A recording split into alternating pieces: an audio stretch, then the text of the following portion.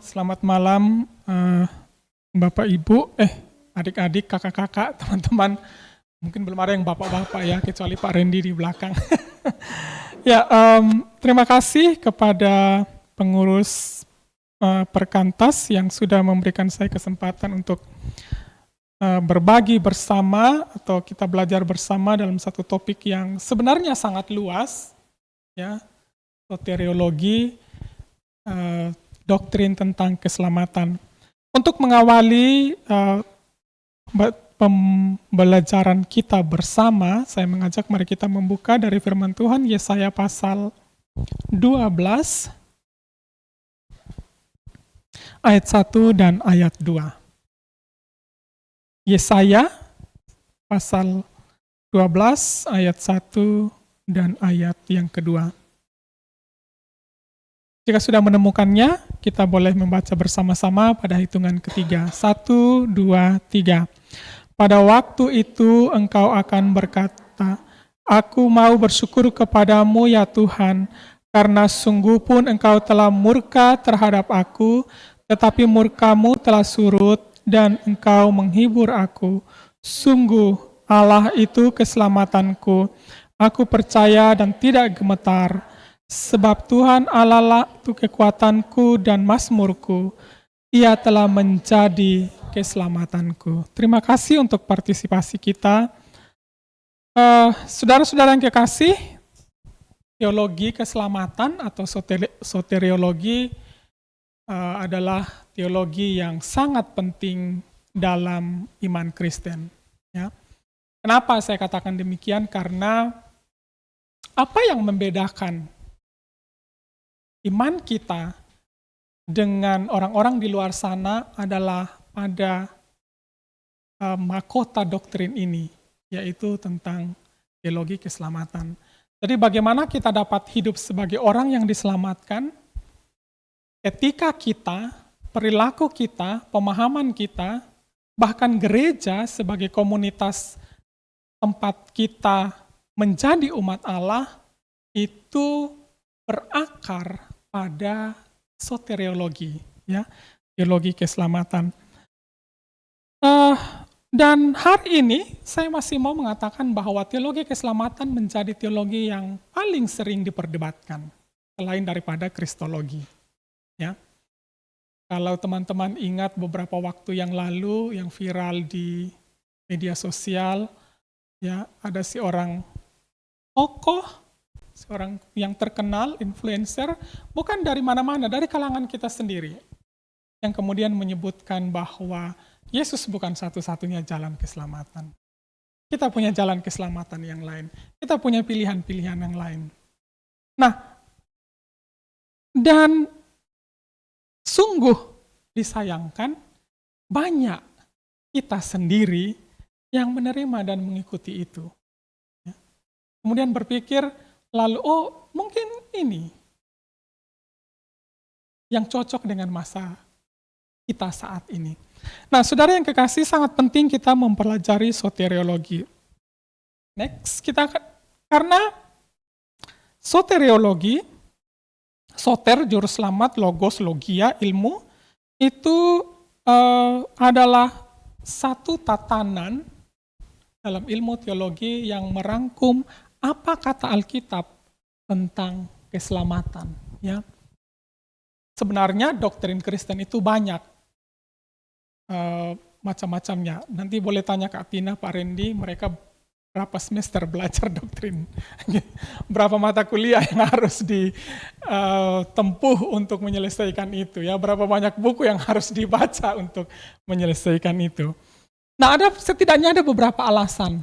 Pertama, supaya kita tidak terjebak dalam kesalahan-kesalahan teologis kita. Ya, jebakan pada apa yang disebut dengan legalisme. Mengandalkan perbuatan baik manusia, bahwa dengan kita berbuat baik, kita berpikir bahwa kita dapat memperoleh keselamatan itu. Manusia merasa bahwa dengan melakukan yang baiklah, dia diselamatkan. Dia terluput dari hukuman. Ya. Bahayanya apa? Pada legalisme kita tidak menyadari adanya anugerah. Loh, untuk apa anugerah? Toh semua bergantung pada apa yang kita lakukan, ya. Sementara pada sisi yang lain, Alkitab dengan jelas mengatakan bahwa keselamatan adalah anugerah oleh iman. Kemudian yang tren sekarang adalah universalisme. Nah, semua agama baik. Mungkin itu yang paling mudah dipahami. Semua agama baik. Ya, kalau sampai pada titik itu saja mungkin. Tapi saya tidak tahu bagaimana teman-teman. Kalau bagi saya itu tetap masih abu-abu. Karena pertanyaan selanjutnya, baik menurut siapa? Indikator siapa atau standar siapa yang diterapkan pada apa yang disebut baik? Atau seperti apa ukuran kebaikan itu? Nah, ketika kita melihat itu, maka kita akan bilang, oh, semua orang akan diselamatkan dengan cara-caranya sendiri. Semua orang akan selamat, sehingga tidak ada namanya keadilan Allah. Pelanggaran, dosa, ya, kejahatan, bagaimana itu mau dihukum kalau toh semua diselamatkan? Sementara Alkitab dengan jelas menunjukkan kepada kita bahwa keselamatan itu hanya dapat diperoleh ketika tuntutan keadilan Allah di kayu salib sudah dipenuhi. Kita ini dalam minggu-minggu Paskah ini ya, akan mengenang bagaimana kematian Kristus. Kematian Kristus bukan berbicara semata-mata soal kasih, saudara-saudara. Itu sebenarnya pertama sekali bicara soal keadilan, soal hukuman yang harus diselesaikan. Kemudian ada sinkretisme, nah ini di kalangan kita ini, mencampur adukan keselamatan dengan ajaran lain. Orang selamat itu tidak hanya dengan beriman saja, tapi juga begini. Ya, saya di kelas teologi kontekstual, dengan mahasiswa kami mendiskusikan praktik-praktik gereja yang tidak cukup percaya Yesus saja, tapi masih harus begini, tetek bengek segala macam. Rasanya kok tidak sah itu kalau tidak melewati hal-hal ini. Padahal jelas ya, Alkitab memberikan kepada kita batasan-batasan yang jelas, hal yang mana yang boleh dan hal yang mana yang tidak. Nah, jika ini terjadi, maka kita menghancurkan atau menegasikan eksklusivitas Kristus. Alkitab dengan jelas mengatakan bahwa dasar keselamatan kita, kunci keselamatan kita hanya Yesus saja. Hanya terletak pada Yesus saja. Kristus adalah satu-satunya jalan keselamatan. Tidak ada jalan yang lain. Tidak ada cara yang lain. Nah, saudaraku yang kekasih, sebelum kita berbicara jauh tentang keselamatan dan konsep-konsepnya, maka hal yang paling pertama yang harus kita pelajari, yang harus kita paham, dan harus kita terima adalah sebuah realitas tentang 4 huruf ini, DOSA. Kita tidak dapat berbicara lebih jauh tentang keselamatan kalau kita tidak berbicara tentang dosa, karena di situ konteksnya. Kalau di mata kuliah saya suka tanya mahasiswa, menurutmu kalau Adam dan Hawa tidak jatuh gimana? Atau bagaimana menurut teman-teman di sini? Kalau Adam dan Hawa tidak bikin dosa waktu itu, kira-kira bagaimana? Mahasiswa saya suka sekali bertanya begitu. Jawabannya tidak bisa, kalau dalam filsafat logika itu bukan hal yang bisa diandaikan. Dosa itu adalah realitas. Kita suka tidak suka, kita percaya tidak percaya, kau dan saya sudah berdosa, kasihan. Saya kalau melayani pemuda-pemuda yang remaja yang kepahitan dengan orang tuanya, kan mereka suka bilang, saya tidak ingin dilahirkan dari kau, Mama. Pertanyaan apa itu begitu? Sudah kenyataan bahwa kau adalah anak mamamu, bagaimana caranya? Ayo. Saudara pernah enggak bilang begitu sama orang tua? Kalau pernah bilang begitu, bertobat. Kalau mamamu juga mau pilih, dia enggak mau melahirkan anak macam, ayo. Nah ini sama, dosa itu begitu. Bukan lagi hal yang harus kita perdebatkan lagi. Kenapa dia? Memang sudah ada, dan saya dan saudara sudah menjadi bagian dari itu. Maka saya bilang ke mereka, seburuk-buruknya orang tuamu, saudaramu, kamu saudara, enggak cari ke orang tua di mana, enggak ada penggantinya, itu sudah fakta. Itu sudah kenyataan. Nah sama, saudara-saudara yang kekasih, dosa itu dari akar. Bukan sesuatu yang muncul dari perbuatan saja. Jadi setiap saudara tarik nafas, setiap sesi dosa saudara itu kalau Mazmur bilang, hidup kita itu sudah berdosa. Ya. Nanti baca di Mazmur di situ dikatakan bahwa sejak dalam dosa aku dikandung ibuku. Apa Mi kalau begitu?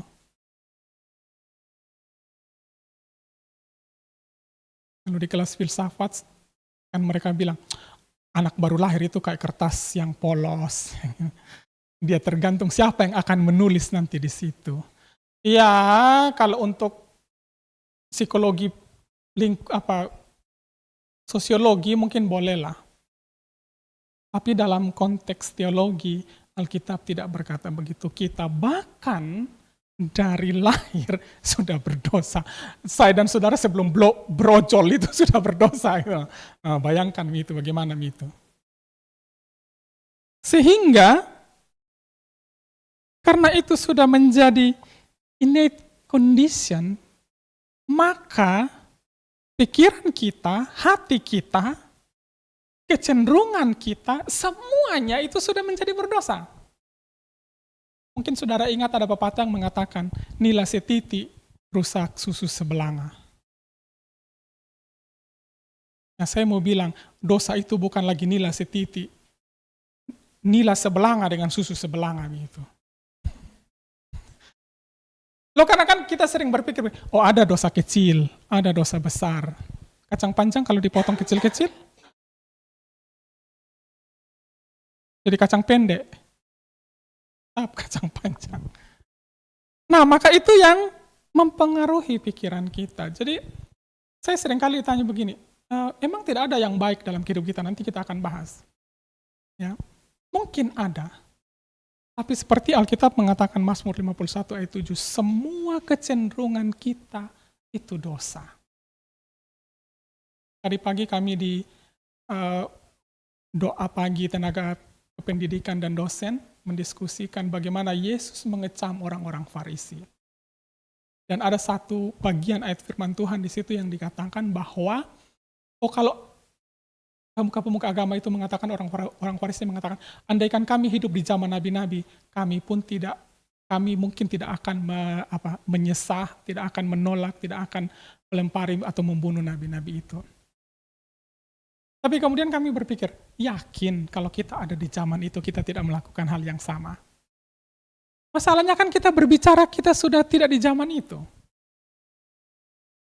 Nah kadang-kadang kita berbicara, kalau saya di posisi itu, saya akan begini deh. Saya akan baik deh kalau saya jadi pengurus perkantas. Saya akan rajin deh kalau saya jadi pengurus PMK. Ya nanti dulu. Itu belum jadi toh. Nanti sudah jadi, banyak sekali alasannya untuk datang persekutuan, untuk pelaksanaan program, dan segala-segala. Urusan kuliah lah, inilah. Jadi kalau seperti itu, kembali ke sini, karena memang akarnya sudah dosa. Mau dia apa? Maka dia akan menghasilkan perbuatan, akan mengeluarkan dosa. Jadi jangan heran kalau saya dan saudara itu banyak sekali kesalahannya karena memang sudah begitu akarnya. Mau dia apa? Rootnya sudah begitu.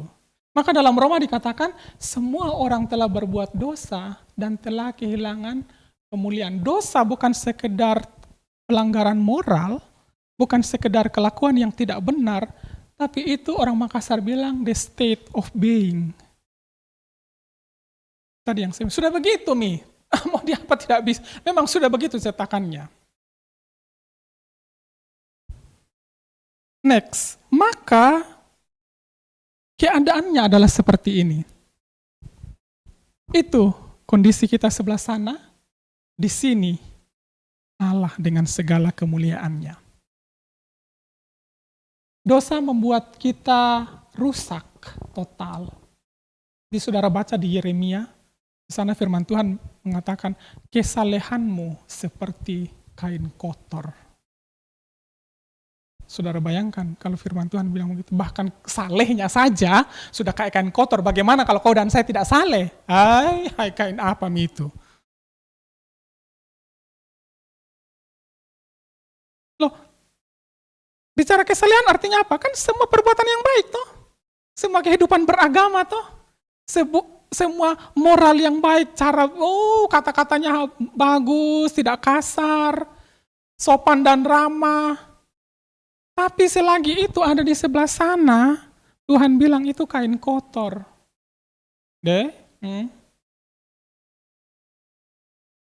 Apalagi kalau kata-katanya kasar. Apalagi dia suka julid, menggibah. Kain apa itu? Nah, ini keadaan kita. Sehingga semua usaha kita, perbuatan baik, pengetahuan, semua itu tidak sampai ke sana. Tidak dapat membawa kita kepada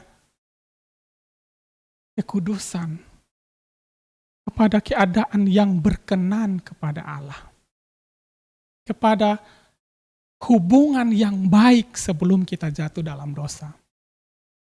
Nanti kalau saudara baca kembali Kejadian 3 bagaimana Adam dan Hawa jatuh, kan semuanya jadi rusak.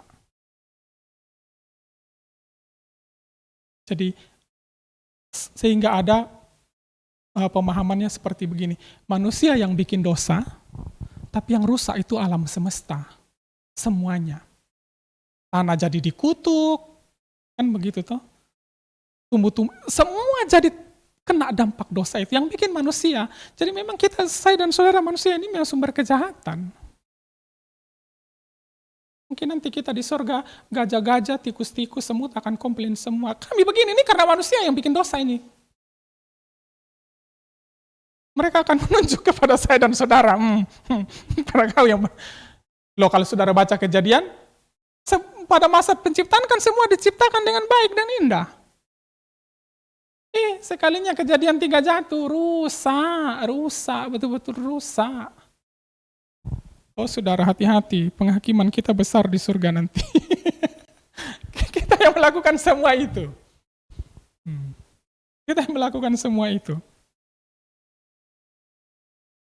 Sehingga kita ada pada posisi kematian spiritual. Dosen saya waktu mengajarkan tentang Kejadian 3, waktu Adam dan Hawa jatuh ke dalam dosa, kan dikatakan ketika kamu memakan buah itu kamu akan mati. Banyak penafsir mengatakan bahwa kata mati itu berarti mati secara spiritual. Tapi sebenarnya kalau dalam bahasa Ibrani tidak mengindikasikan begitu. Mati memang mati betulan, mati seutuhnya. Artinya apa?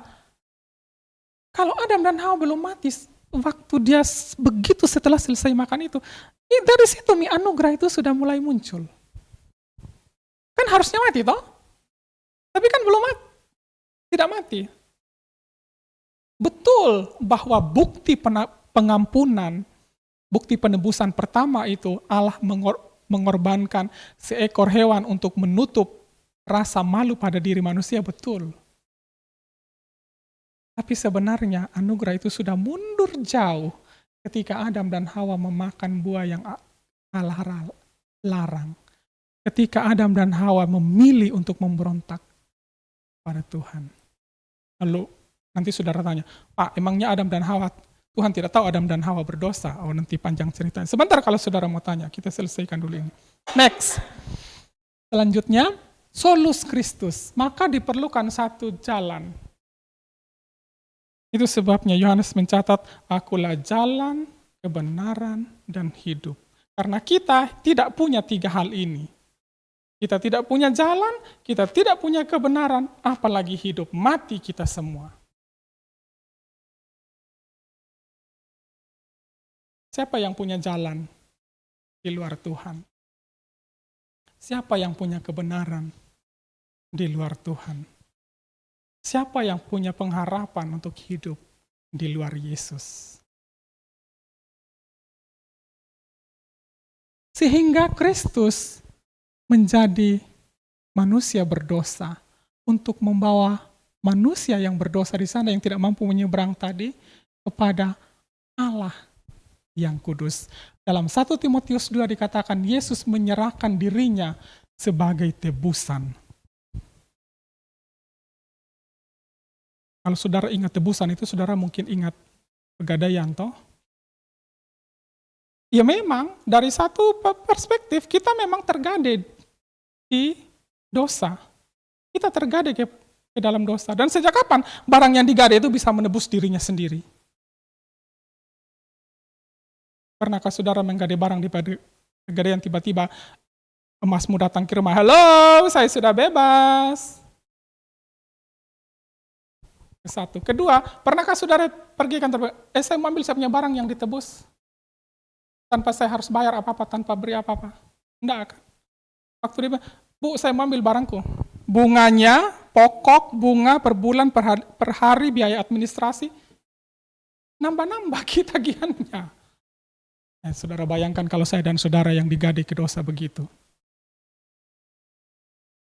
Bukan cuma pelanggaran, kesalahan, kecurangan, didaftarkan dosa tak masing-masing satu-satu itu. Biar langit jadi kertas, laut jadi tinta, tidak cukup untuk menuliskan semua dosamu dan dosaku.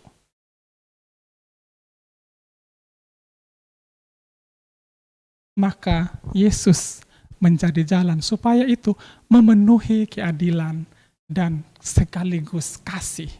Ya. Salib itu selalu berbicara tentang dua hal, keadilan Allah dan kasih. Kenapa harus adil? Karena kita manusia sudah berontak, sudah melanggar kan? Kenapa harus kasih? Karena memang harus Allah yang mengampuni dosa itu. Supaya tidak diperhitungkan kepada kita, kan begitu toh? Maka firman Tuhan berkata, ya Tuhan, jika Engkau menghitung dosa-dosa kami, Mazmur ya, siapakah yang dapat bertahan? Coba misalnya dan saudara pikirkan, dari tadi pagi jam 6 sampai sekarang jam berapa ini, berapa banyak sudah dosa yang ada di kita? Nggak usah yang ada di pikiran, yang di pikiran itu kan karena yang mulut kita, perlakuan kita, berapa orang yang sudah berdosa karena itu? Aku tunjuk nih. Maka kita perlu ini untuk kembali kepada Allah. Untuk kembali kepada keadaan yang sempurna. Ya. Dalam bahasa teologisnya dikatakan kita perlu pengantara. Ya. Kita perlu pendamai. Coba saudara pikirkan, sebenarnya bukan Allah yang mau marah sama kita. Ketika manusia berdosa, Tuhan tidak membenci, Tuhan tidak marah sama kita. Yang membuat konflik itu siapa? Kita manusia. Kita yang memberontak terhadap Tuhan, bukan Tuhan yang mau kita pergi dari hadiratnya, tidak.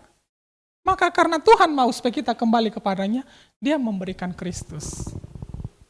Karena setiap usaha kita tidak pernah cukup untuk membawa saya dan saudara kembali kepada Kristus.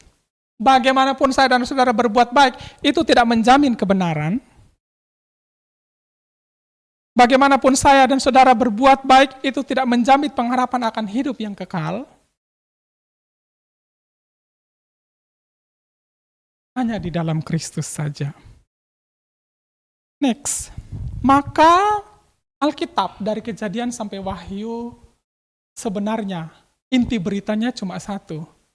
Berita keselamatan. Kalau saudara ditanya, apa sih isinya Alkitab, Kejadian sampai Wahyu? Keselamatan. Aja. Keselamatan dari Allah kepada manusia. Dan Alkitab menunjukkan bagaimana Tuhan mengerjakan keselamatan itu.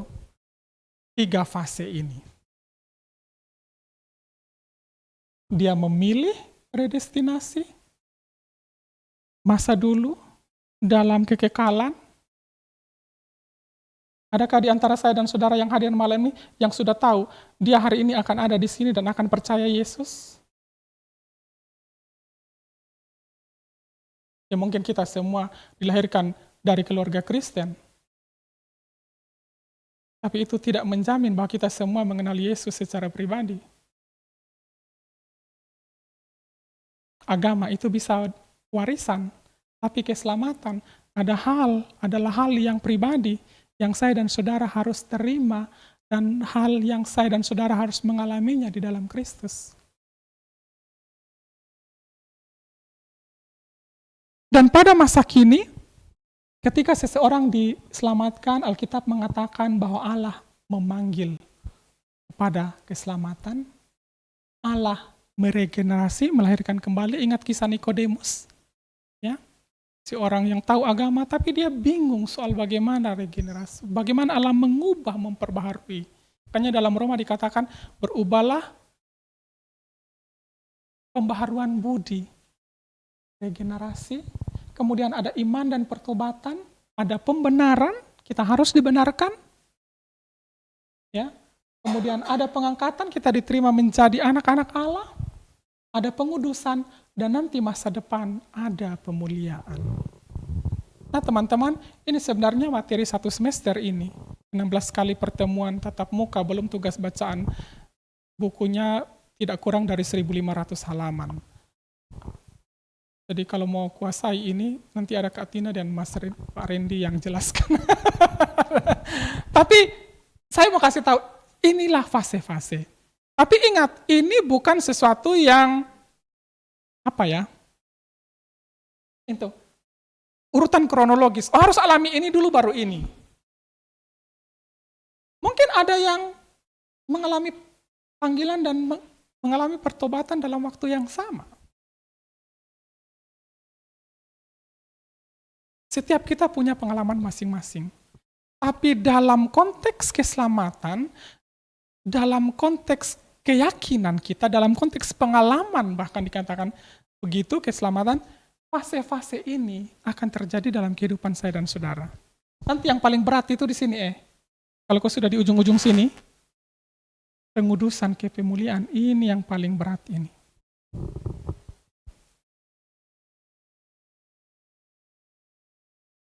Jadi saudara yang kekasih, keselamatan itu bukan menyangkut masa kini, nah.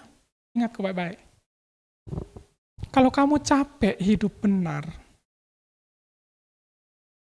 kalau kamu capek jadi anak Tuhan, ada yang pernah merasa begitu? Jujur mau enggak apa-apa, karena saya juga begitu kadang-kadang. Tuhan capek kah saya terus yang disuruh berkorban, baru mereka tidak mau berkorban. Capek saya Tuhan, saya disuruh mengampuni, tapi mereka tidak pernah mau mengampuni. Maka lihatlah ke sini, keselamatanmu itu akan sampai di sini nanti. Jadi kalau Tuhan bilang ampunilah, maka jangan, Tuhan, bisakah dia lagi yang mengampuni kali ini jam mau saya? Keselamatan kita tidak berhenti pada masa kini. Dan itu bukan sesuatu yang terjadi tiba-tiba. Itu ada dari kekekalan sampai ke masa depan yang kekal. Maka saya mau bilang, kerjakan keselamatanmu ya, seperti firman Tuhan mengatakan. Karena keselamatan kita itu sampai pada masa depan. Ada pengharapan tertinggi di depan. Bukan untuk masa kini saja, bukan untuk saat ini saja. Keselamatan itu harus memandang jauh ke depan. Next. Nah, maka tahapan-tahapan itu juga bisa digambarkan seperti ini. Seperti yang saya sampaikan tadi, adakah di antara saya dan saudara yang dulu memang sudah sadar sebelum datang ke Makassar, sudah tahu, saya nanti bakal jadi pengurus perkantas. Ada yang begitu? Ini dari Makassar semua atau ada yang dari luar Makassar? Ada yang dulu memang sudah dari kelas 1 SD sudah tahu, saya nanti akan jadi mahasiswa di fakultas ini. Ada yang sudah tahu begitu?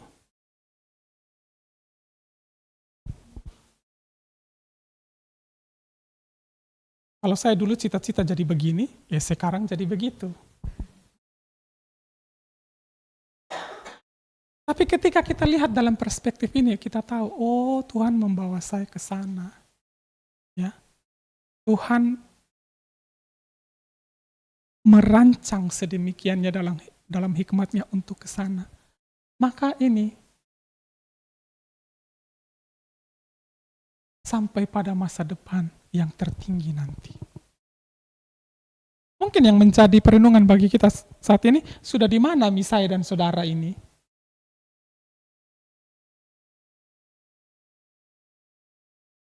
Atau tidak tahu di dunia mana saya dan saudara? Loh, ini hal yang serius keselamatan teman-teman. Saya sedikit kesaksian, saya sendiri menyadari keselamatan saya setelah kuliah di teologi semester 3.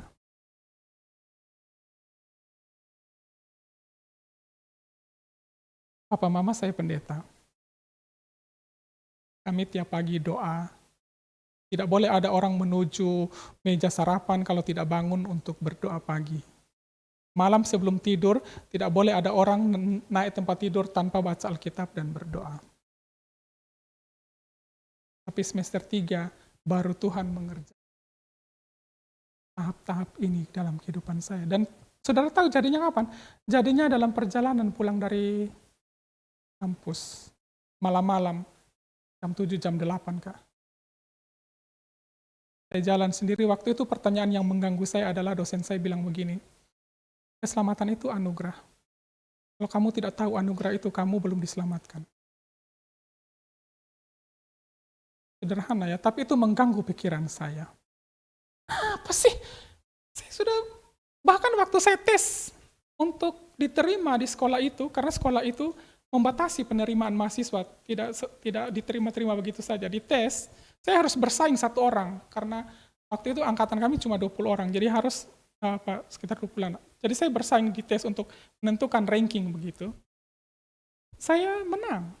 Pengetahuan saya soal kitab tidak buruk. Tapi baru semester 3 Tuhan mengerjakan itu. Menyadari panggilan, kelahiran kembali, iman, pertobatan, pembenaran, dan seterusnya. Dan itu menjadi pengalaman pribadi untuk saya. Nah, kita sebagai orang-orang percaya harus mengalami pengalaman-pengalaman ini. Alkitab banyak menunjukkan contoh. Ya. Bukan untuk supaya bangga lalu kita merasa paling rendah, tidak. Supaya kita tahu bahwa keselamatan kita ini bukan sesuatu hal yang yang kita dapat dari mimpi, tiba-tiba mimpi terus diselamatkan. Nggak gitu loh ya. Tiba-tiba menjadi anggota pengurus, tiba-tiba maju ke depan menangis, menyesali dosa, bukan itu saja. Tapi harus melewati semua ini. Karena itu yang diajarkan Alkitab. Sampai pada nanti yang tertinggi, masa depan. Belum dimuliakan toh? Kemuliaan nanti kan ada 2. Kalau kita tidak mati sekarang, tiba-tiba Yesus datang, ya saya dan saudara ketemu Tuhan di awan-awan. Tapi kalau Yesus belum datang-datang terus kita mati, ya bagian dari pemuliaan. Karena Alkitab berkata apa? Nanti waktu Yesus datang, biar kau yang mati juga akan bangkit. Kan begitu. Sehingga itu tadi saya katakan, keselamatan kita termasuk menatap ke masa depan.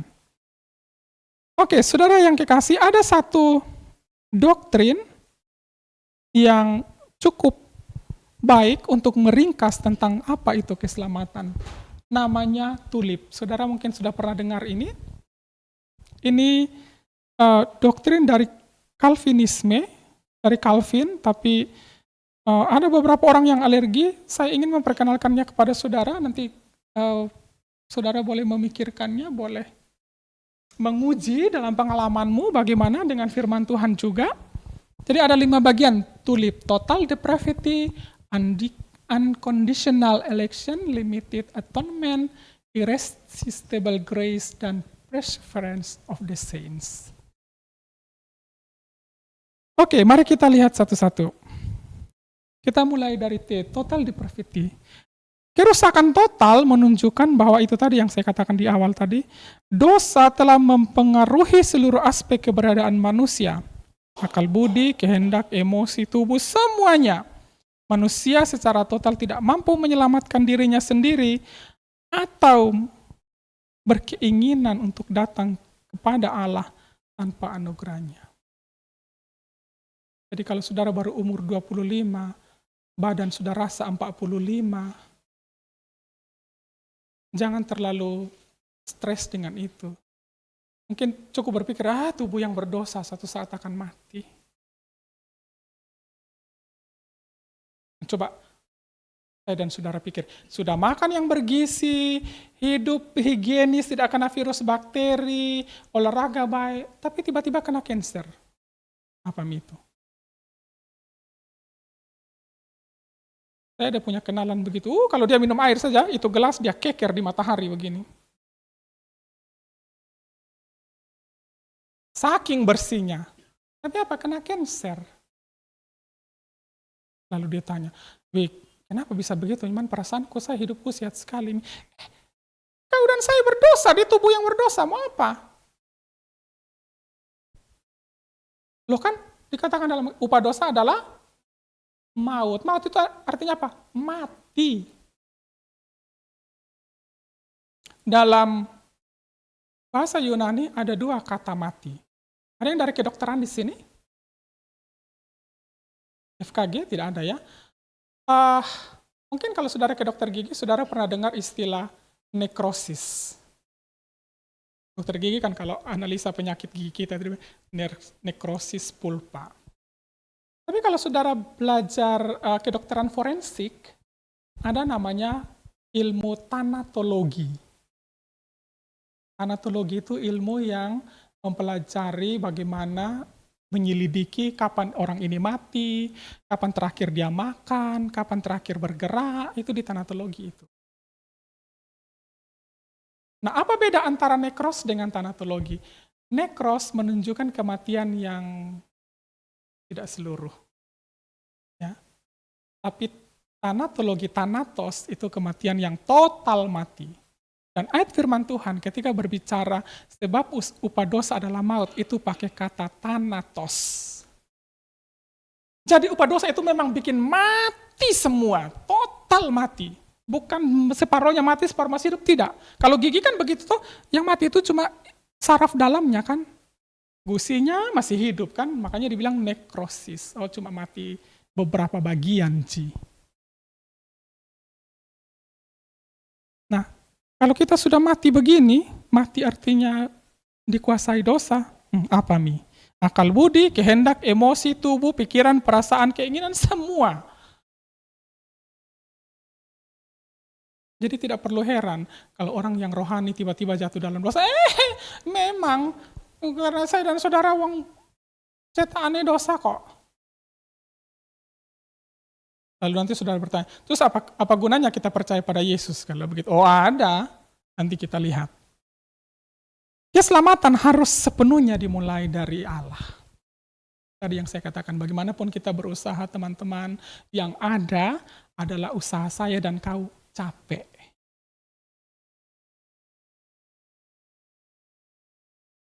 Ya, kalau kita berusaha mengejar keselamatan itu dengan usaha kita capek sendiri. Karena apa? Harus terus-terus berbuat baik, tapi tidak sampai-sampai. Saudara bayangkan kalau saudara dari Kosmo mau ke sini, jalan kok tapi tidak sampai-sampai. Yang gila siapa?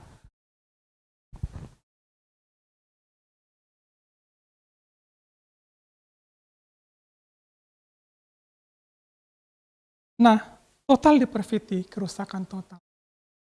Apa yang seringkali salah dimengerti oleh orang-orang tentang total depravity? Oh berarti tidak ada Pak, kalau begitu sedikit pun yang baik pada kita manusia. Saya mau bilang pemahamannya tidak begitu.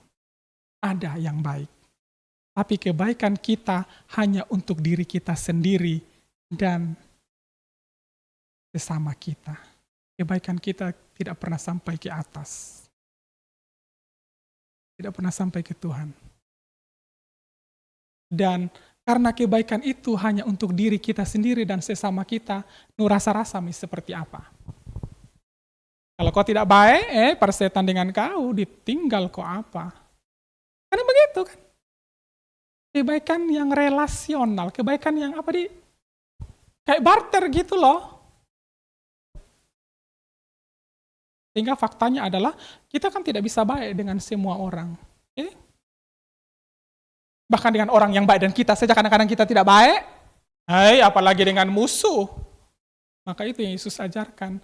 Kasihilah musuhmu dan berdoalah bagi mereka yang menganiaya. Itu hanya bisa dilakukan kalau kita diregenerasi, diperbaharui lagi. Kalau kita mengalami pertobatan, ya, kalau kita mengalami pembenaran, kalau kita mengalami diangkat menjadi anak Tuhan, memiliki kuasa yang daripada Tuhan. Kalau tidak begitu, rasa-rasa nih, orang yang mengaku begitu saja kadang-kadang masih lebih parah lakuannya. Next.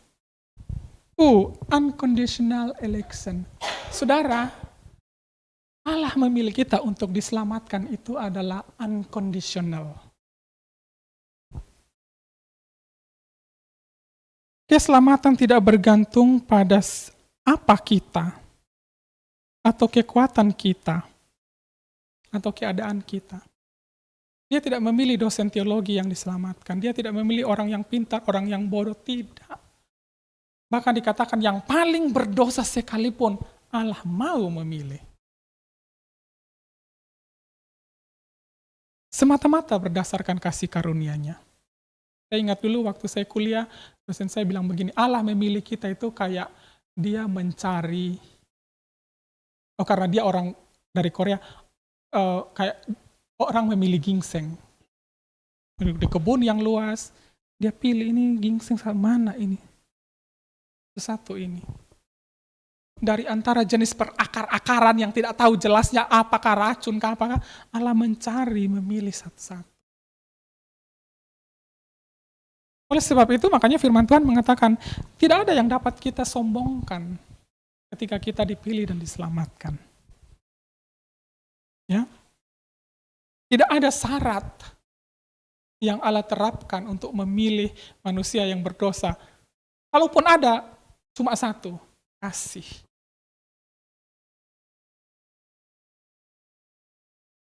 Coba saudara bayangkan, saudara harus memilih seseorang yang saudara paling benci, seorang yang paling cari gara-gara dengan hidupmu. Saudara harus mengasihi dia, saudara harus memperlakukan dia dengan baik. Satu orang yang paling cari gara-gara dengan hidupmu.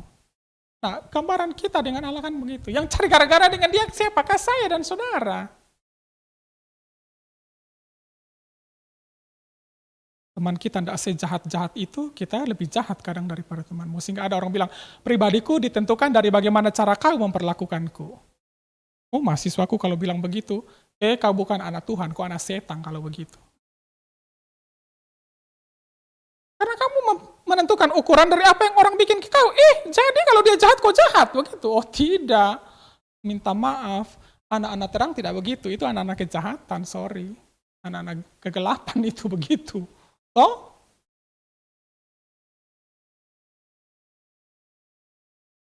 Kemudian yang ketiga, limited atonement, penebusan tertentu. Setiap orang yang sudah dipilih tadi tanpa syarat, kepada merekalah penebusan itu diberikan.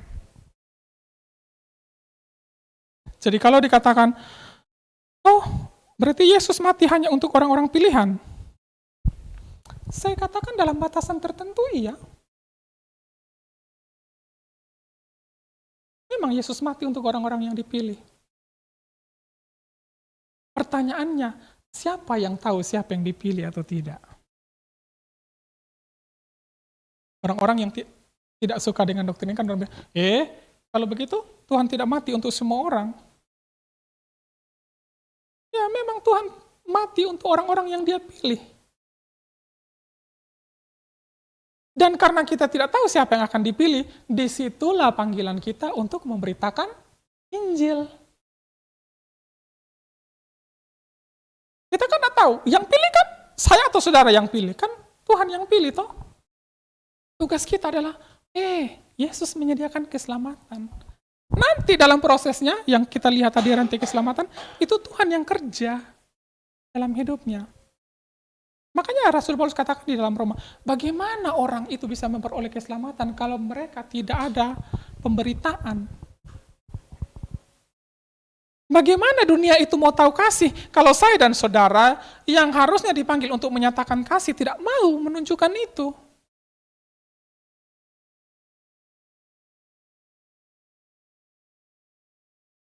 Saya kadang-kadang berpikir, kita orang Kristen kadang-kadang suka menuntut pada tempat yang salah. Kita mau orang baik kepada kita, padahal Tuhan bilang, kamu yang harus baik kepada mereka. Kita mau orang lain melayani kita, padahal harusnya kita yang pergi melayani mereka. Kita mau orang mengasihi kita, padahal harusnya kita yang lebih dulu mengasihi mereka. Lalu saya dan saya, tidak mampukah saya begitu? Saya mau bilang, kalau anak Tuhan pasti mampu. Kenapa? Karena mereka sudah kan diberi kuasa ya. Nanti baca Injil Yohanes pasal 1, setiap orang yang menjadi anak-anak diberinya kuasa untuk menjadi anak-anak Allah. Kita dipanggil untuk ke sana. Kemudian irresistible grace. Saudara, karena saya dan saudara adalah orang berdosa, maka siapakah kita yang dapat menolak anugerah keselamatan itu? Kita tidak dapat menolak anugerah itu. Ibarat pasien yang sudah sekarat mau mati, dokter mau tolong, ya terima. Justru malah itu yang kita harapkan kan. Saya beberapa waktu lalu ada fase di mana harus perawatan gigi ke Candea itu. Candea itu kan begitu, kalau belum kita dapat dokternya, tunggu mau kok sampai kering, nanti dokter siapa yang dikasih. Ya enggak bisa milih.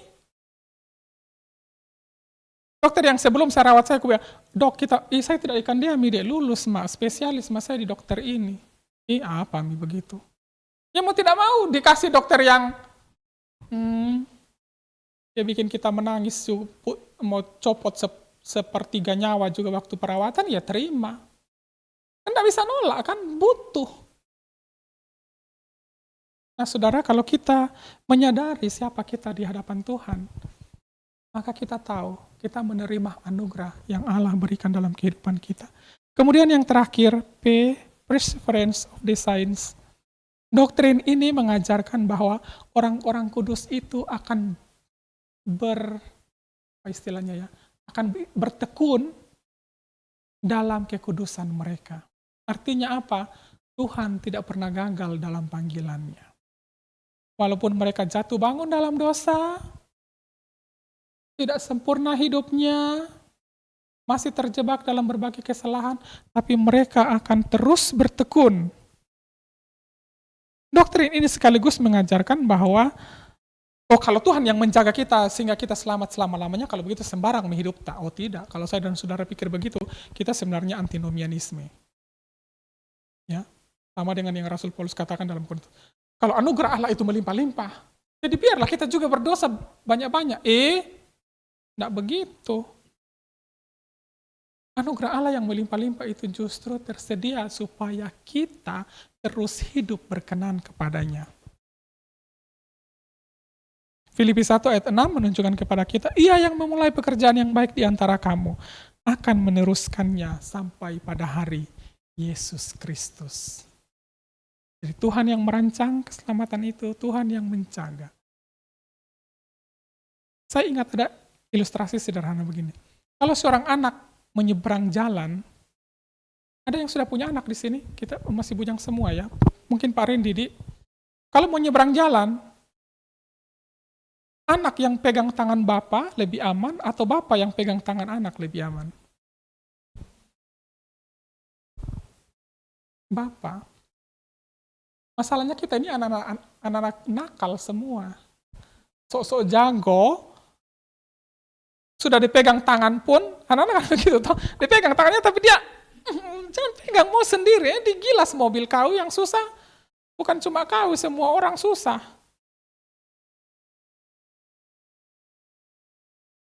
Nah, doktrin ini adalah penghiburan bagi kita. bahwa Tuhan yang akan terus memegang dan menjaga keselamatan itu bagi kita. Maka saudara-saudaraku yang kekasih, karya tertunggal dalam keselamatan itu seperti apa? Allah Bapa memilih dan merencanakan unconditional election, adoption tadi. Kristus melakukan, mengeksekusi keselamatan itu, menjadi jembatan, ia yang menanggung semua tuntutan dari keselamatan, dan Roh Kudus yang memeteraikan keselamatan itu, melakukan pengudusan, kelahiran kembali, terus dalam kehidupan kita. Ya, Tritunggal Maha Kudus ini mengerjakan semuanya. Mereka semua ada dalam bagian dari karya keselamatan yang besar itu. Selanjutnya, apa implikasi bagi kita, saudaraku yang kekasih? Karena kita sebagai orang yang diselamatkan, maka hiduplah dalam kerendahan hati. Semakin baik kelakuanmu, bukan berarti itu menunjukkan bahwa saya dan saudara lebih rohani atau lebih tinggi mikastanya dalam kehidupan umat Allah. Ada yang rajin berdoa di sini? Kadang-kadang kan kalau kita punya karunia rohani, kita merasa lebih tinggi statusnya daripada orang lain, toh. Oh, di jemaatku dulu begitu banyak sekali.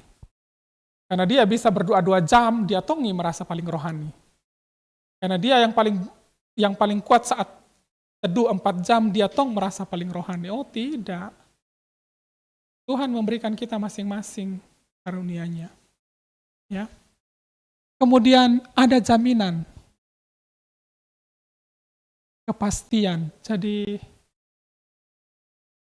hidup sebagai orang yang diselamatkan itu, saudaraku yang kekasih, jangan semata-mata memikirkan kepada kegagalan kita terus. Karena itu tadi, kalau kita berpikir bahwa kita meraih keselamatan karena usaha kita, tidak akan pernah bisa. Kita pasti capek. Kita punya jaminan di dalam Tuhan. Kita hidup dengan ucapan syukur. Bersyukur bahwa Allah telah memilih kita. Allah telah memilih saya dan saudara dalam rancangan keselamatan yang besar. Dan ini semangat penginjilan. Semangatlah bersaksi. Ya, visi misi Perkantas toh menjadi saksi bagi Kristus kan, menjadi garam dan terang dunia. Dan yang terakhir, hidup dalam pengudusan progresif. Apa artinya? Semakin hari semakin diperbaharui. Saya kadang-kadang suka gemes kalau ada pemuda-pemuda Kristen bilang, begini mi kelakuanku Pak, tidak bisa mi dirubah. Kalau kau bilang begitu, anak setan sih yang begitu pemikirannya. Kenapa? Karena ini, dikerjakan ini semua, pasti akan berubah. Gitu toh. Bayangkan kalau kamu waktu belajar menulis, karena tidak bisa menulis dari A sampai Z, sudah mi biar mi saya begini. Emang sekarang jadi sepandai ini menulis? Tidak kan? Saya ingat waktu saya belajar motor, saya tidak bisa naik sepeda loh, saudara-saudara, sampai hari ini. Tapi kalau mau ki balapan di Makassar, ayo mi. Ku terima ki sedikit-sedikit begitu. Saya 2 minggu belajar motor. Waktu teman saya ajak untuk ini apa belajar motor, saya bilang begini, kayaknya tidak bisa deh. Karena semua orang kan selalu dibilang begini, kalau bisa mau ke sepeda, gampang sih itu motor. Kata-kata itu terus yang berusaha. Saya tidak bisa motor, jadi tidak bisa sepeda, berarti tidak bisa sama saya juga motor-motor sampai bagaimana. Dan terbukti memang, orang lain kalau belajar motor 1 minggu jadi, saya 2 minggu baru, itu pun baru masih sport begini gitu. 1 bulan baru berani ke jalan umum, itu pun jalan yang tidak banyak motornya, yang tidak banyak kendaraannya. Yang kalau muncul kendaraan dari sana, dia masih 2 kilo, saya sudah berhenti di sini.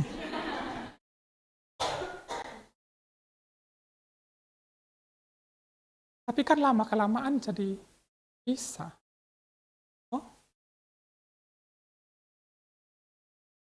Lama-kelamaan dari pengalaman, pernah jatuh? Iya, sering. Nabrak? Iya, ditabrak apalagi. Tapi kan dari situ lama-lama kita belajar kan. Kita tahu, oh kalau jarak begini saya bisa nyalip. Oh kalau begini tidak bisa nyalip nih. Oh kalau begini saya bisa kecepatan segini. Oh kalau ini jamok kok, karena kau nanti yang dilindas orang kalau kejili-jili kok, kan begitu. Lama-lama kita kan jadinya belajar. Nah sama, kehidupan kita sebagai orang yang diselamatkan itu harus begitu. Maka sebagai penutup, saudaraku yang kekasih, keselamatan adalah datang dari Tuhan. Soteriologi mengingatkan kita akan kebenaran iman Kristen yang paling mendasar, bahwa karya keselamatan dari awal sampai akhir adalah anugerah Allah, adalah pekerjaan Allah yang berdaulat dalam hidup kita. Dia yang menginisiasi, dia yang mengerjakan, dia yang memeterikannya, dan nanti Tuhan juga yang menyempurnakannya pada masa kekekalan bagi saya dan saudara. Oke, saya mendapat informasi katanya ada sesi tanya jawab. Apakah masih ada waktu? Cukup? Silakan kalau ada dari saudara-saudara yang mau bertanya. Tapi jangan yang sulit-sulit, nah, karena saya tidak maha tahu juga. Boleh, silakan kalau ada yang mau menanggapi atau ada yang bertanya.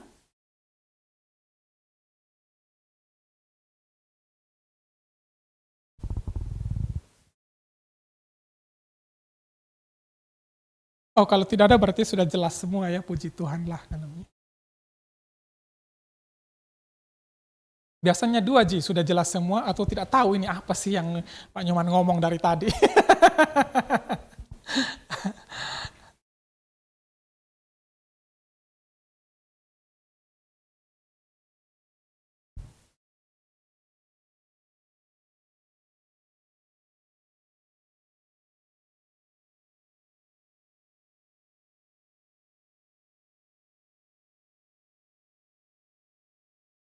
No comment. Apakah mungkin terlalu berat kali ya bagi saudara-saudara? Boleh nanti panitia kasih feedback ya, kalau materi saya terlalu berat, supaya next saya bisa kurangi, bisa bikin lebih. Tapi sekali lagi, ini sebenarnya masih kulit arinya, belum masih kulit ari saja.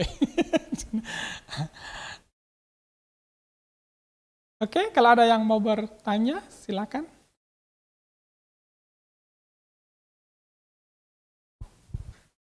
Nanti boleh minta di siapa tadi ya yang saya kirim materinya, kalau saudara mau memperoleh itu silakan dipakai untuk mau baca-baca lagi gitu.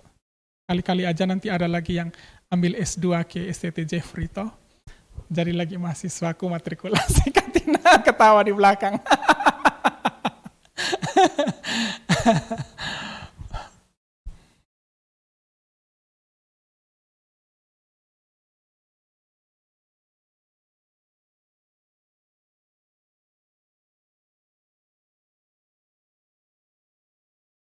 Ya, silakan.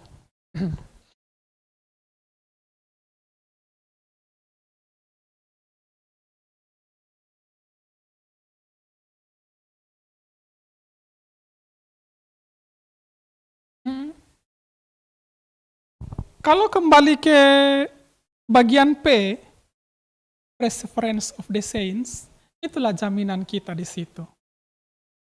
Ya. Tuhan yang menjaga. Filipi 1 ayat 6, Ia yang memulai pekerjaan yang baik di antara kamu. Ia yang akan, dan tadi waktu kita pelajaran teks kan sampai di pemuliaan.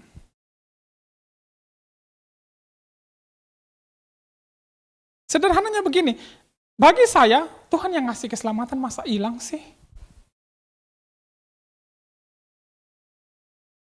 Sehingga, waktu kita, lalu saudara nanti bertanya begini, Pak, bagaimana dengan orang yang murtad? Nah, kembali lagi ke 3 fase keselamatan tadi. Kan cuma, keselamatan kan bukan pada masa kini, kan harus sampai di sini. Itu loh. Jadi kalau baru sampai di sini baru 75%. Itu Itu makanya Alkitab bilang, kerjakanlah keselamatanmu dengan takut dan gentar. Jadi saya dan saudara sebagai orang yang diselamatkan, bukan jadi duduk manis. Tuh sudah ditebus, selesai nih kan, tidak boleh saya ngapa-ngapain ya. Tidak. Kita harus hidup di dalamnya. Malah, menurut saya, kita harusnya lebih aktif setelah kita menjadi orang-orang yang diselamatkan. Ambil contoh begini deh, Indonesia setelah merdeka terus ngapain? Nggak ngapa-ngapain kan tidak. Dia harus merancangkan pembangunan, malah jadi lebih sulit. Jadi dosen saya bilang begini, ketika kita menjadi orang yang diselamatkan, ketika kita berdosa sebenarnya harganya jadi lebih mahal daripada sebelum kita mengenal Kristus. Kenapa? Karena harusnya kita sudah tidak begitu. Sebelum diselamatkan kita malas-malas, setelah diselamatkan kita harus menjadi orang yang lebih rajin. Gitu. Mungkin tidak sampai pada jangkauan pemahaman kita, ya. Tapi saya mau bilang, dan kalau kita belajar dari tokoh-tokoh Alkitab, dari pengalaman orang-orang yang kehidupan mereka luar biasa dengan Tuhan, Tuhan menjaga mereka sampai selesai. Makanya kan Paulus katakan kepada Timotius, aku telah mengakhiri perjuangan iman. Aku telah mengakhiri perjalanan yang baik. Artinya apa? Ini perlombaan. Perlombaan. Sampai pada titiknya. Nah titiknya itu tadi kan nanti di sini. Dan saya kan tadi bilang di sini, kalau bukan Tuhan Yesus yang datang ini malam kita dalam kondisi begini, ya nanti kita mati, kan begitu. Tapi ketika Tuhan datang, nanti kan semua orang, baik yang mati, terangkat, baik yang hidup, diangkat. Sama, Ji. Lalu beranak lagi pertanyaan, terus kenapa harus mati, Pak? Sudah dibilang tadi upah dosa ialah maut, apa, Mi? Memang mati. Harus mati. Makanya kan Rasul Paulus bilang, hidup bagi Kristus dan mati adalah sama, Ji, toh. Kalau dibilang mati keuntungan, terus kenapa saudara susah hidupmu? Sekarang pertanyaan saya, kalau malam ini Tuhan panggil kamu bagaimana?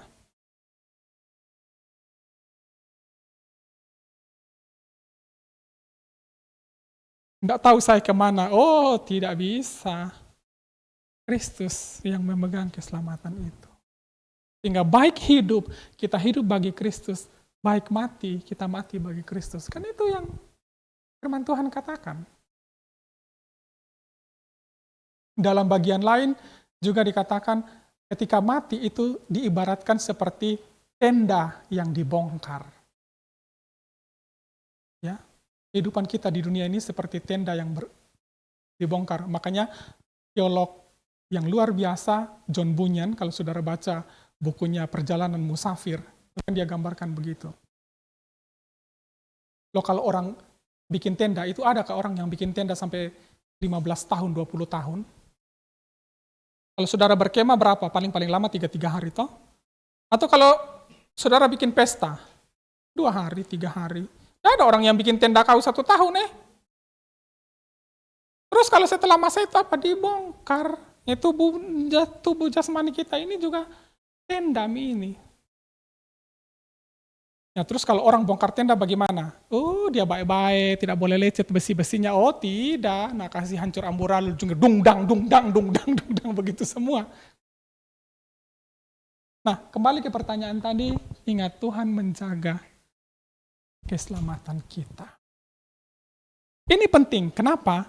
Karena kalau kita hanya melihat kepada kegagalan-kegagalan kita, kepada dosa-dosa kita, kita akan menjadi orang Kristen yang tidak berbuah loh. Saudara akan cenderung, Tuhan saya tidak pernah cukup baik, saya tidak pernah cukup layak untuk melayani, saya tidak pernah patut untuk menjadi kakak senior, menjadi pengurus perkantas ya. Walaupun sebenarnya kalau kita bertanya, emangnya saya dan saudara yang layak siapa?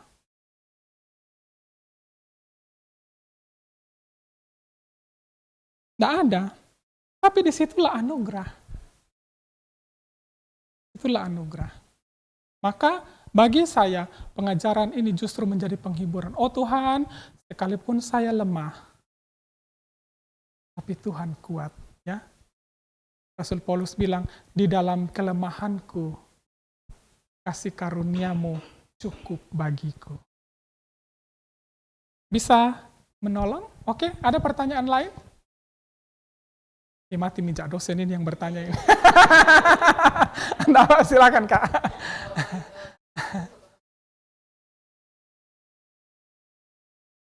Hmm.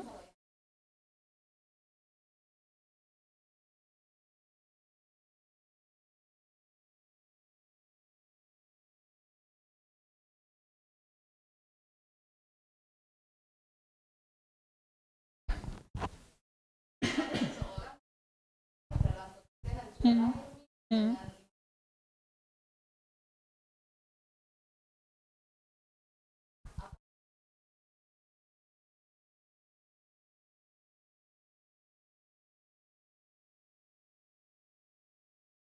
Terima kasih. Ya, pertanyaan yang bagus tapi sekaligus yang paling sulit. Begini, ketika kita berkata bahwa berarti sejak awal dia memang tidak dipilih, hati-hati loh ya. Karena itu analogi yang paling dekat itu adalah Yudas Iskariot. Sekarang, apakah Tuhan Yesus tidak tahu Yudas akan mengkhianatinya? Tahu, mesti tahu banget. Terus kenapa Tuhan masih memilih Yudas? Karena kasihnya. Maka dalam konteks ini Kak, sebenarnya ajaran soal predestinasi pemilihan ini itu menjadi penghiburan bagi kita. Untuk menyadarkan kita bahwa bukan karena kuat dan gagahku kalau ada dalam lagu itu loh, saya dipilih. Mungkin saudara ingat, bukan karena kebaikanku, bukan karena fasilidaku, tapi dalam hikmat Allah yang luar biasa, Allah sudah merancangkan itu. Pada saat yang sama, itu membawa kita kepada kesadaran masa kini. Tuhan memilih kita itu bukan kayak mengadu lotre gitu loh. Tiba-tiba saya senang dengan si Kak Atina, saya pilih dia deh. Enggak. Nah, maka ketika ada seseorang yang murtad bagi saya, dua sisi itu. Mungkin dia yang tidak mengerjakan keselamatannya dengan benar, karena pada sisi yang lain, tadi kita harus mengerjakan keselamatan kita, harus hidup dalam pengudusan, walaupun bukan itu yang membuat kita selamat loh ya, tapi dengan berada pada track itu, kita menjadi selamat kan. Tapi ketika kita melampaui itu, ya kecelakaan. Sekarang kita lihat kendaraan kita sekarang ini kan semakin canggih ya, dilengkapi segala macam, bahkan kalau mobil yang terbaru itu, biar spionnya saja dia bisa detect ini ada kendaraan di kiri kanan atau tidak. Tapi apakah ada yang tidak celaka? Ya tetap. Kalau saudara tidak mematuhinya. Nah, maka antara karya Allah dan tanggung jawab manusia dalam keselamatan itu, sebenarnya itu dua hal yang harus ada sama-sama. Kayak ibarat rel kereta api. Coba saudara berdiri jarak 5 kilo dari rel kereta api. Dari tempat saudara berdiri sampai jangkauan 5 kilo itu, berapa rel yang Bapak Ibu yang saudara akan lihat kira-kira? Kelihatan 1 atau 2? Kelihatan 1 saja toh. Tapi kalau kita berjalan, ini ada 2 ini. Kita tidak bisa mengabaikan tanggung jawab kita sebagai manusia. Karena begitu kita melakukan itu, maka kita akan menyerahkan sepenuhnya kepada Tuhan. Berarti Tuhan dong yang salah. Apa miseng? Kau yang hilang, kau yang memberontak melawan, kalau saya jadi Tuhan begitu. Saya sudah selamatkan kau, baru kau. Sama kayak pasien yang sakit kan. Kalau sudah dokter operasi, dokter bilang, minum ke obatmu, enggak minum. Sekarang saya terus enggak sembuh. Sekarang siapa mau disalahkan, dokternya? Tidak. Gitu. Tapi kembali ke slide paling awal tadi yang saya bilang sinergisme. Keselamatan itu bukan kerjasama.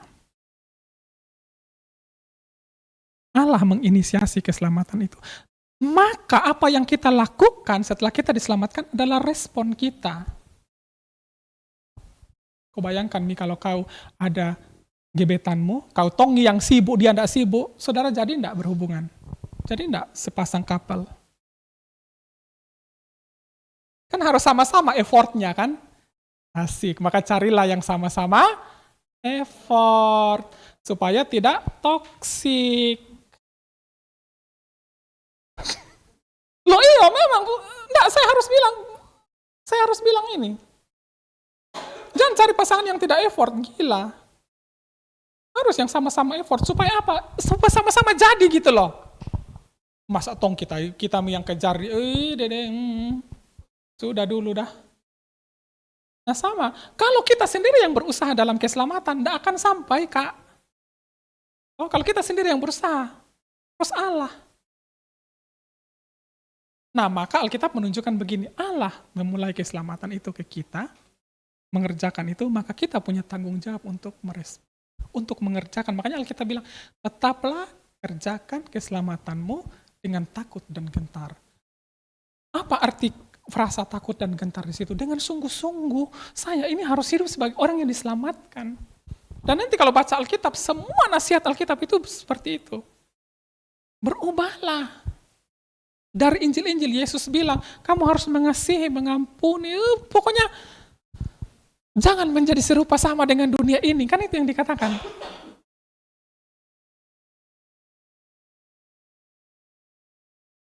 Nah, jadi itu tadi. Ya, jangan berpegang pada satu tiang saja. Allah menyediakan sepenuhnya. Tapi kalau kita tidak merespon kepada anugerah itu, kita berjalan pada kemauan sendiri, ya percuma. Tapi begitu kita bergantung kepadanya, kita akan hidup. Saudara, coba ingat Mazmur 1. Karena dikatakan, dipakai penggambaran tentang pohon yang ditanam di tepi air kan. Tapi kalau akar-akarnya busuk semua, ya enggak jadi. Pohon harus menyerap air supaya dia bisa hidup. Begitu pohon no respon, mati. Saudara mau kasih obat apapun, bagaimanapun, mati. Nah, sekali lagi dalam konteks ini, keselamatan itu harus kita responi. Ya. Saya sangat tidak setuju kalau kita sebagai orang yang diselamatkan kemudian hidup jadi santai. Tidak, justru kita harus jadi yang paling bersemangat, paling bergairah, paling positif. Nah, kita tongmi itu. Kenapa? Karena sudah ada jaminan keselamatan. Kalau sudah mengerjakannya, dan ini sudah pasti ini loh. Kenapa bisa dikatakan pasti? Karena Yesus sudah mengerjakan semuanya. Apa saudara yakin soal kebangkitan? Yakin. Kenapa bisa yakin? Karena Yesus yang saya percayai sudah bangkit. Cari siapa di dunia yang mati bangkit lagi. Lazarus memang bangkit, tapi kan mati lagi. Tidak hidup sampai hari ini kan Lazarus. Yesus yang hidup selama-lamanya. Dan Alkitab mengatakan dia menjadi buah sulung. Saudara mengerti apa istilah buah sulung? Buah yang pertama kali keluar dari pohon. Kalau saudara tanam pohon, saya di rumah itu ada tanam jeruk nipis yang kecil itu, tanam dari biji. Hampir 3 tahun, dipupuki, diganti segala, dikasih segala macam pupuk, tidak muncul buah-buahnya. Saya sudah hitung memang ini, saya tahan dulu 1 minggu saya mau cari parang. Tiba-tibanya, saya hampiri datang parang, saya lihat kayak putih-putih gitu. Nah saya pikir putih-putih ini kutu. Semakin didekati, bukan kutu, bunga. Nggak jadi mini. Jadi ditebang. Kenapa? Karena saya udah tahu, sekali dia berbuah, dia akan berbuah seterusnya. Atau adakah pohon berbuah tahun ini, terus nggak berbuah lagi 1 kali itu saja? Tidak. Begitu kita tahu pohon yang kita tanam sudah berbuah 1 kali, toh, kita pasti dia akan buah lagi ini. Pasti dia akan buah lagi ini. Pasti dia akan buah lagi. Nah Yesus itu kan begitu. Menjadi yang sulung dari semua pengharapan kita. Jadi kalau dia begitu, Alkitab mengatakan kan dia menjadi jejak dan teladan. Coba saudara, kalau saya dan saudara berjalan di daerah yang berlumpur, temanmu di depan toh, atau kau jalan malam-malam di tempat yang saudara tidak pernah tahu. Siapa yang jalan di depan itu kan ikuti mi. Begitu dia masuk got, kita juga mungkin masuk got, kan begitu toh. Tapi begitulah mengikuti jejaknya. Nah sama. Sehingga Yesus sudah dari sorga datang ke dunia, kembali ke sorga, saya pun keyakinan yang sama. Dia datang menjemput saya kembali bersama-sama dengan dia. Kalau saya ajak saudara ke Bali hari ini, saudara mau kira-kira atau enggak? Atau daripada ada temanmu yang belum pernah ke Bali, lalu ajak saudara ke sana.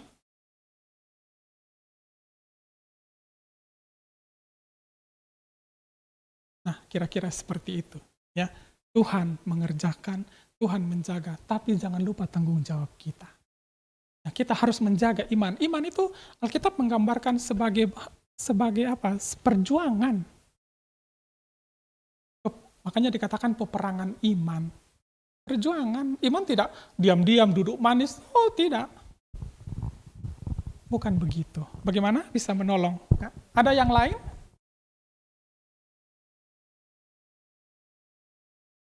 Jadi kalau saya dan saudara merasa, begini mau saya deh, hati-hati. Jangan sampai kita terjebak pada zona nyaman. Ya. Lihat, ingat kisah Abraham, Kejadian 12? Tuhan memanggil dia keluar toh.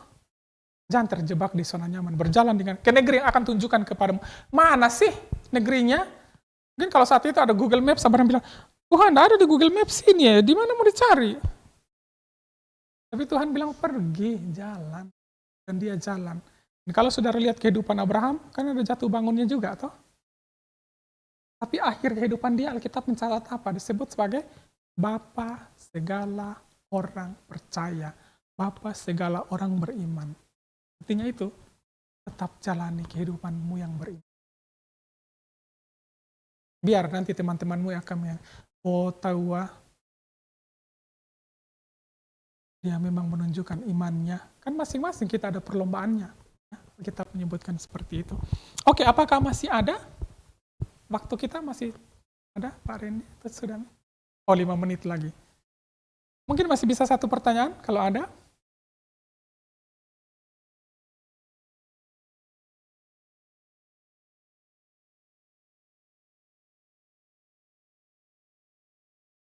Oke, baiklah. Kalau tidak ada, saudara-saudaraku yang kekasih, kita harus bersyukur kepada Tuhan. Ya, apapun yang saudara dan saya alami untuk hidup sebagai orang yang diselamatkan, jangan berhenti sampai di situ. Ya, Tuhan mengerjakan semuanya. Dan seperti firman Tuhan berkata, aku memiliki rancangan masa depan. Ya, saudara dan saya diminta, akan begitu ya. Kita perlu terlibat dalam rancangan itu. Masalahnya saya dan saudara ini Tuhan tidak memperlakukan kita kayak robot.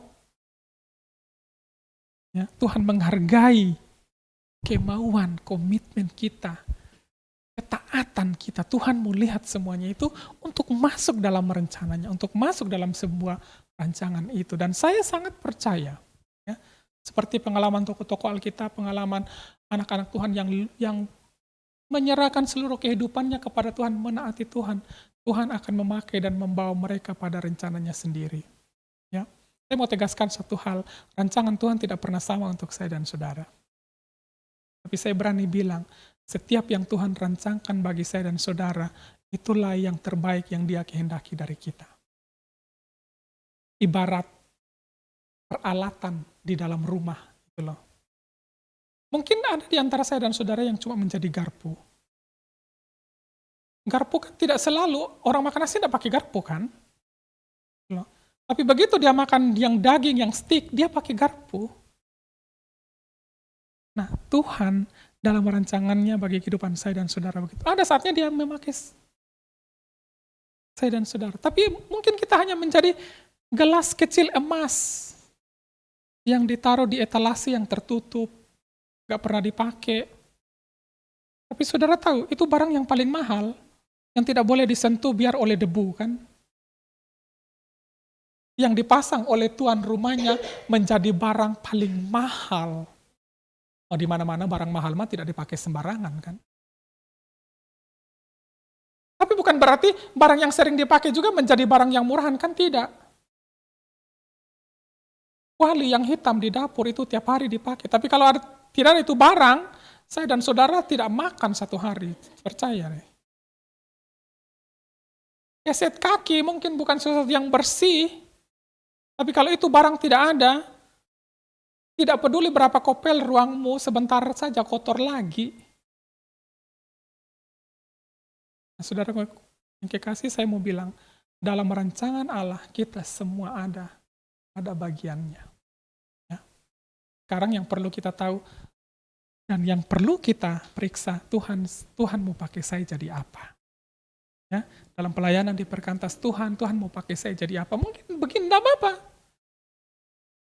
Karena memang di situ Tuhan mau kita pakai di situ, dan dalam kapasitas itu, karena tidak ada lagi orang yang bisa di situ, cuma kaum, ya begitu cara berpikirnya. Saya kalau dan mahasiswa ke mission trip itu mereka suruh, kenapa tong saya yang angkat-angkat barang, Pak? Aku bilang begini, oh kalau begitu biar saya yang angkat barang, tapi nanti kau yang khotbah mau. Nggak apa-apa, Ji, mau aja saya. Kan disitulah bagianmu, terus nanti ada selalu dalam satu tim itu biasa ada satu orang yang cerewet, perempuan.